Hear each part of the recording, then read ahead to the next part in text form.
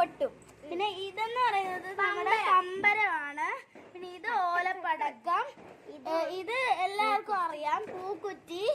പിന്നെ ഇത് കമ്പിത്തിരി, ഇതെന്തോ മത്താപ്പൂവാണ്. അപ്പൊ നമുക്ക് ഇനി പുറത്ത് പോയിട്ട് കാണാം. നമുക്ക് പുറത്തോട്ട് ഇറങ്ങാതെ.